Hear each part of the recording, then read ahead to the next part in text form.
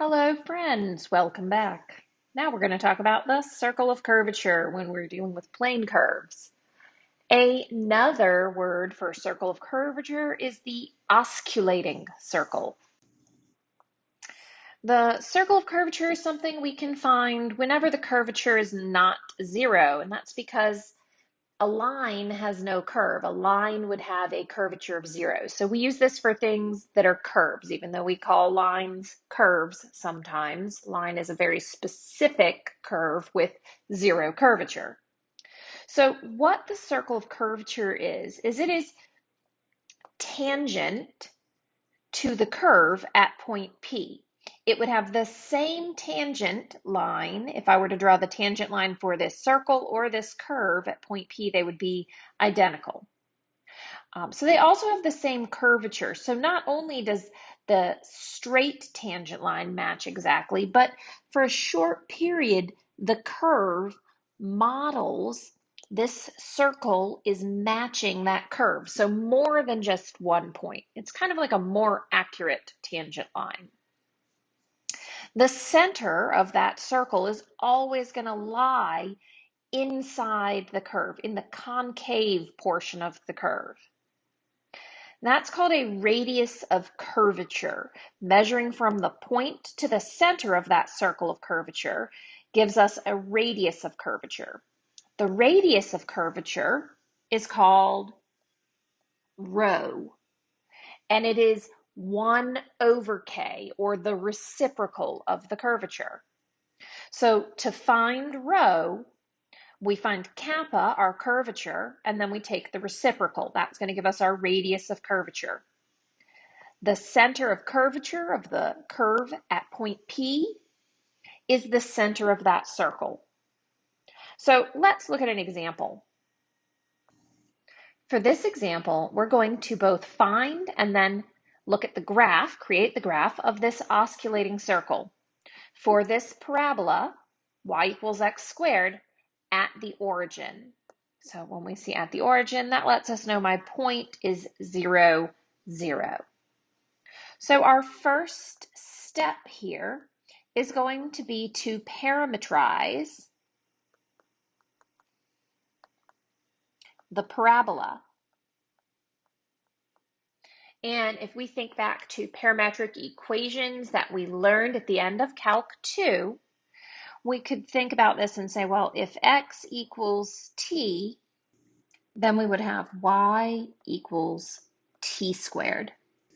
So the position vector r of t representing our parabola could be written as t I plus t squared j. All right, so our second step is going to be to find the curvature. And our curvature, kappa, is 1 over the magnitude of the velocity times the magnitude of the derivative of our unit tangent vector. So I'm going to need to do a couple things. I'm going to need to find v, which would be the derivative of r. I'm going to need to calculate its magnitude. Then I'll need to find my unit tangent vector and take its derivative. So I've got 4 little calculations to do with my r vector here. So step 1, v of t, and that's going to equal I plus 2t j. The magnitude of v is the square root of those coefficients, so 1 squared plus 2t squared. I wrote that wrong. Should be quantity 2t squared, or rather the square root of 1 plus 4t squared.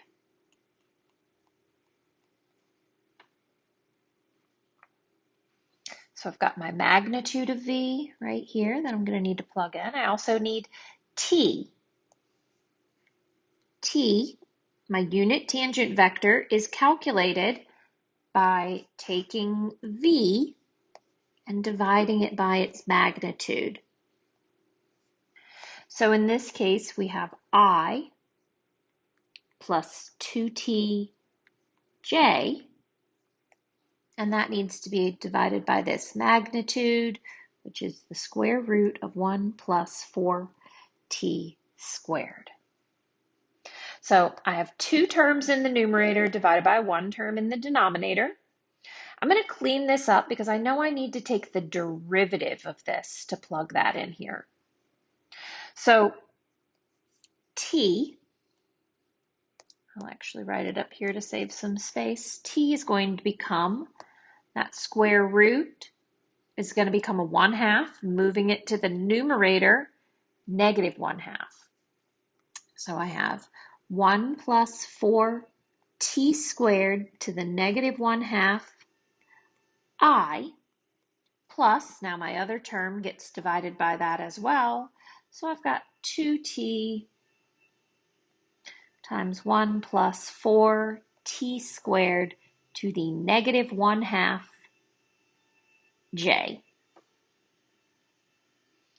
So now that I have this is my t, my unit tangent vector. I need the derivative of t with respect to t. So differentiating this, I'm going to need to use the chain rule for my I component, and then the product and chain rule for my j component. So I'm going to try and get this to fit. I got to write a little small. The derivative of t with respect to t. So the chain rule, that comes in front. This becomes a negative 3/2. Differentiating, I'm going to get a 8t here. So I've got negative 1/2 in the front times 8t, that's negative 4t, 1 plus 4t squared, and that became negative 3/2 I, plus first times the derivative of the second, which we have, plus second times the derivative of the first, which is 2. I'll put some square brackets there. So now I have first, which is 2t, times the derivative of the second, which is this. So I'll just write that, negative 4t, 1 plus 4t squared to the negative 3/2, plus second, 1 plus 4t squared to the negative 1/2, times the derivative of the first, which is 2, and then all of that times j. So just a little bit of tidying here. dt, the derivative of the unit tangent vector with respect to t, is negative, I'll still keep it all on one line, negative 4t times 1 plus 4t squared to the negative 3/2. So I have that many I, plus I have negative 8t squared, 1 plus 4t squared to the negative 3/2, plus 2, 1 plus 4t squared to the negative 1/2 j. So now that I have my derivative here of t with respect to t, if I want to find the curvature at the origin, that's going to be the curvature at t equals 0. So the curvature at t equals 0, we could represent that and say kappa of 0 is 1 over the magnitude of v evaluated at 0 times the magnitude of dt evaluated at 0. So kappa at 0 is 1 over, plugging 0 up here into my magnitude of velocity equation, I've got the square root of 1 plus 4 times 0, square root of 1. I get 1 over 1. And then we've got to multiply that by the magnitude of this derivative of the unit tangent at 0. If I had to plug 0 in here, that's 0 times something. I'm going to have 0i. 0 in there, that zeroes out. Put a 0 in here. I've got 1 to the negative 1/2. 1 times 2. So I'll have plus 2j. So 1 over 1 goes away, and the magnitude of 0i plus 2j, that's the square root of 0 squared plus 2 squared, or the square root of 4, or 2. So the curvature kappa at the origin, t equals 0, is 2. Now remember, rho, our radius of curvature, is 1 over the curvature. So rho is 1 over kappa, 1 over 2. Continuing through with a bit further analysis, we know our curvature. We know our radius of curvature.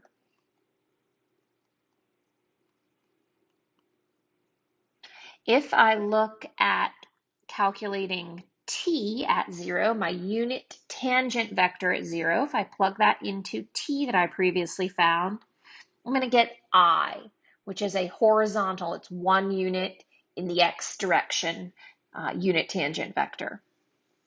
If I look at my principal unit normal vector at t equals 0, remember that would be evaluating dt over its magnitude, dt, and plugging 0 into that, that would simplify just down to the vector j. And I and j are orthogonal to each other, which we know that the unit tangent vector and the principal unit normal vector are orthogonal. So horizontal and vertical, those meet at right angles. Now, since we're passing through the origin, the equation of the circle with a point, 0, 0, and radius equal to 1/2 extending up vertically, straight up j. So that means the center is at 0, positive 1/2. My radius being 1/2. The equation of this circle in standard form would be x minus 0, or rather just x squared, plus y minus 1/2 squared equals 1/2 squared, which is 1/4. So this represents the equation for my osculating circle, or my circle of curvature. And so let's graph that and see what this looks like. I'm going to go to the next page, pull our graph in. So what you see here, we have our curve, our parabola, and the osculating circle, or the circle of curvature, passing through the origin looks like this, centered at 0, 1/2, with a radius of 1/2. If you were to look at the unit tangent vector t, it would look like that. And my principal unit normal vector would be extending up like this. So that is n, this guy was t. So I hope you have a better idea of what the osculating circle looks like. It's kind of just like doing a tangent line, but giving us a better idea of the curve's shape, right? If we were to look at just this tangent line here at the origin, it'd be a straight horizontal constant line. But this circle mimics it in a way that we kind of can see a better idea of the curve. As always, email me if you have any questions.